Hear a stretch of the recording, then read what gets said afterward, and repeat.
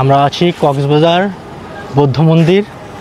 হ্যাঁ, বুদ্ধার টেম্পল বলে ওনারা। এখানে আপনার আসার পরে 20 টাকা করে টিকিট, আর এখানে আপনার জুতা খুলে প্রবেশ করতে হবে। আমরা এখন যাব। পরিবেশটা খুবই সুন্দর। এখানে উপরে গেলে দেখতে পারবো যে আর কি কি আছে। তাহলে চলেন দেখা যাক। আর সুরভি, তুমি কি এখানে আগে আসছিলা কখনো? চলো। এখানে দেখতেই পাচ্ছেন এই যে কি সুন্দর টেম্পলগুলা। এখানে ওঠার পথেই আপনার অনেক সুন্দর সিঁড়ি। সুরভি যাচ্ছে, সাথে আমিও যাচ্ছি। দেখি উপরে পরিবেশটা খুবই ঠান্ডা, না? গাছ টাছ আছে দেখতে পাচ্ছেন। সুরভির মতো ব্লগ করতেছে, আমি আমার মতো।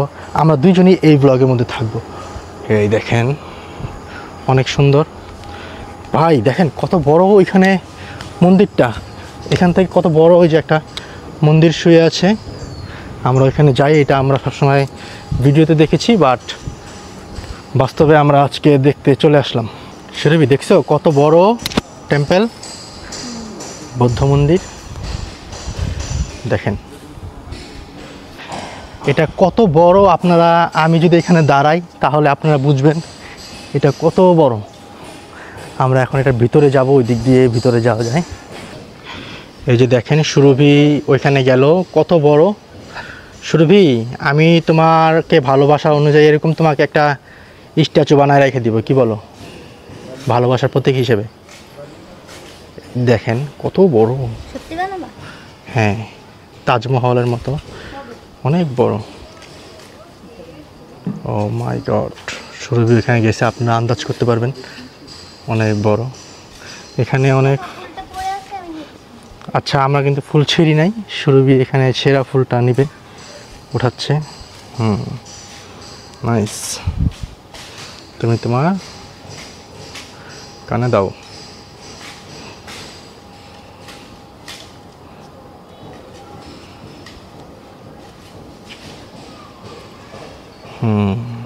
সুন্দর লাগছে।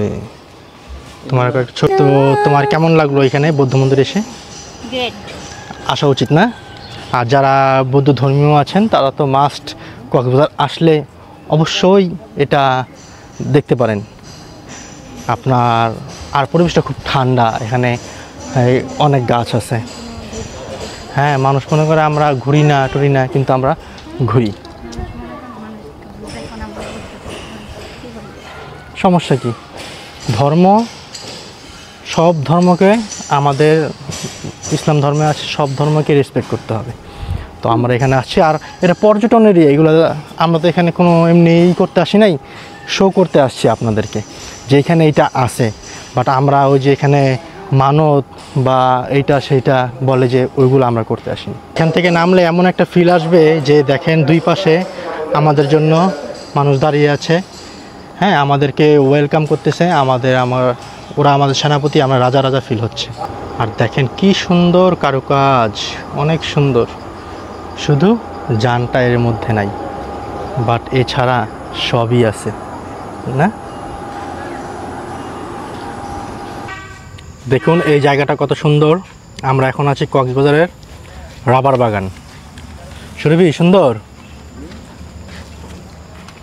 সুরভি ওই দেখো রাবার, এটা দেখাও মানুষদের।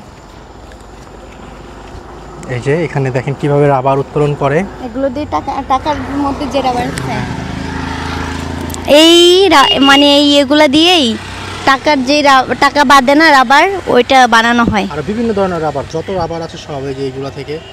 এটা তো পানি টাইপস না, এটা আঠা হয়ে যাবে। এই যে এটা দেখছো হাত, হ্যাঁ আমার হাত। এই যে এটা কিভাবে প্রসেস করে আপনাদেরকে একটু দেখাই। এই যে এই জায়গাটায় আপনার কাটে ওনারা, এই গাছগুলা প্রথমে রোপণ করে। রোপণ করার পরে আপনার এই যে উপর থেকে এইভাবে কেটে কেটে কেটে কেটে আপনার এভাবে চলে আসে। পরে এইখানে একটা দেখেন পাইপের মতো এখানে দিয়ে দেয় টিন। আসলে এটা লোহার। এই টিনটা বেয়ে বেয়ে এইগুলো এই যে এখানে পড়ে।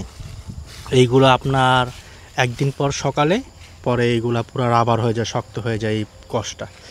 এরকম এই যে এখানে যত গাছ দেখতেছেন, এই যে আরেকটা গাছ এখানেও দেখেন এই যে এগুলো পড়তেছে। এই গাছটা পুরাটা, আবার এখানে এই যে দেখতে পাচ্ছেন, আবার এখানে, আবার এখানে, এই সবগুলো হচ্ছে রাবার বাগান। এই প্রত্যেকটা হচ্ছে ভিতরে অনেক সুন্দর, বাট এখানে নাকি আপনার এখানে ওই যে একজন সেনাবাহিনী এসে আমাদেরকে জিজ্ঞেস করলো যে ভাইয়া আমরা তো এখানে ক্যাম্প মোতায়েন করেছি বর্তমান পরিস্থিতির কারণে, আপনারা প্লিজ ওখানে যাবেন না, তাই আমরা ওখানে যাচ্ছি না। আর আমাদেরকে আজকে এই জায়গার মধ্যে নিয়ে এসেছে এই যে আমার ছোট ভাই, আদরের স্নেহের ইউসুফ আতিক। আমরা এখানে ঘুরবো। আর রকটা দেখেন কি সুন্দর, অনেক সুন্দর, পুরা মেরিন ড্রাইভের মতোই অনেক সুন্দর। এর ভিতরে অনেক সুন্দর, বাট এখানে আপাতত অ্যালাউ না, তাই আমরা যেতে পারছি না। যদি অ্যালাউ থাকতো আমরা অনেক ভিতরে যাইতাম, বাট এখানে সেনা মোতায়েন করা আছে তো বুঝতেই পারেন বর্তমান দেশের পরিস্থিতি খারাপ। আমি যদি আরেকটু সামনে যাই, এই দেখেন এদিকে অনেক সুন্দর, অনেক সুন্দর।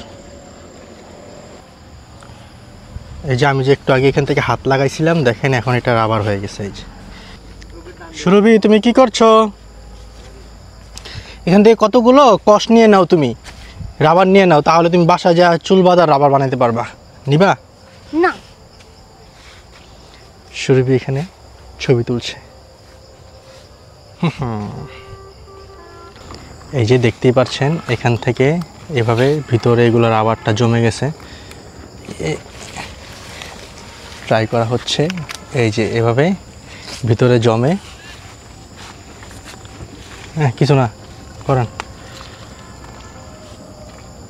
এই যে দেখেন এভাবে রাবার বানানো হয়। আমরা এখন চলে আসছি শখের হাড়িতে। সুরভি, তোমার কি মনে আছে এই রেস্টুরেন্ট? আমরা এখন এই শখের হাড়ি রেস্টুরেন্টে খাবো।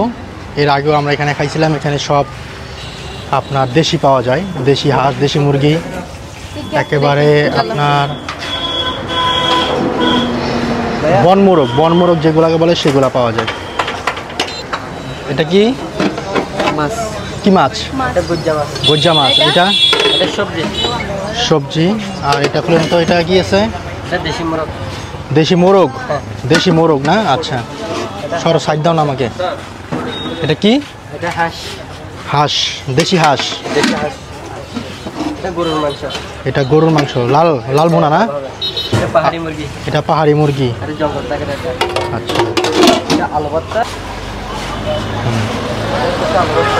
আর এটা হচ্ছে কলমি শাক। কলমি শাক আছে এখানে, আলু ভর্তা আছে। সুরভি, আমরা কি কি নিলাম বলো?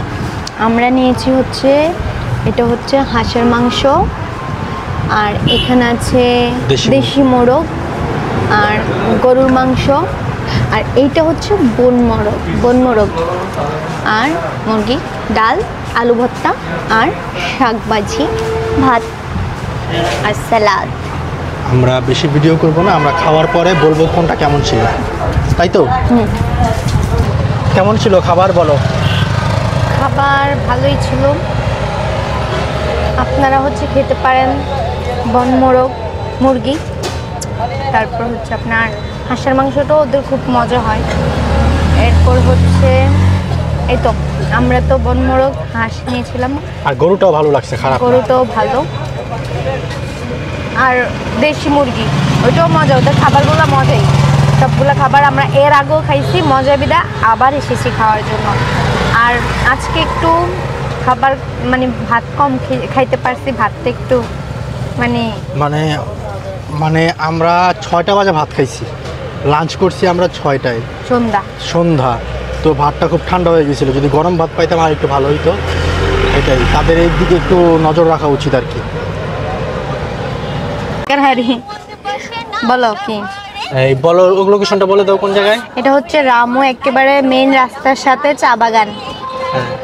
রামু চা বাগান, শখের হাড়ি। শখের হাড়ি রেস্তোরাঁ খুবই ভালো, আপনারা এখানে আসতে পারেন। সুরভি তো খেয়ে খুব মজা পেয়েছে, ইনশাল্লাহ আপনার গার্লফ্রেন্ড, আপনার ওয়াইফও খেয়ে মজা পাবে, এখানে আসতে পারেন।